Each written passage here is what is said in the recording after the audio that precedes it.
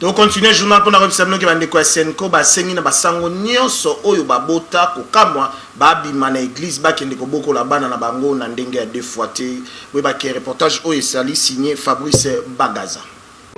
Na communiqué na ye oyo autaki ko bimisa mikoleleki conférence épiscopale ya République démocratique du Congo Senko na Mukuse ezali ko senga na banganga nzambe nyonso catholique ba oyo bazali na bana balongola bango moko na malembe sutani na bango na bopete nyonso batika musala ya nganga nzambe bakende kosokipe na ba famille na bango babokola bana pe basi na bango na kimia parce que musala oyo bango bapona ezali kosenga teke bazala na ba charge libanda ya ecclesia yango Senko ezali koyebisa na bango na malembe avant que bakoma na étape ya ko dénoncer bango na ba fidèle catholique yo moko na malembe yaka kotika sutani na yo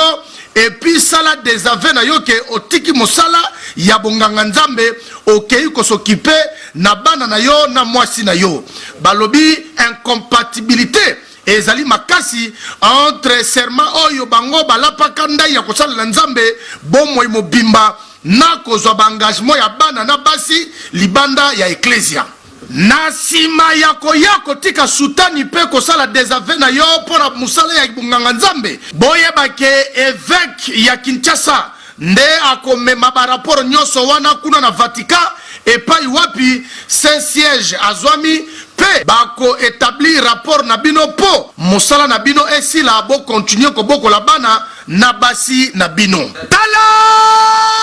oyo ekomi boye elingi koloba te soki otie mutu makasi obomba bana na cité batu bayebaka te me yeba ke mutu moko kaka nde ayebi ke yo bota bana bakoya kofunda yo na paroisse na yo en tout cas information ekokomela kaka évêque na bino olinga te ere yango yo okani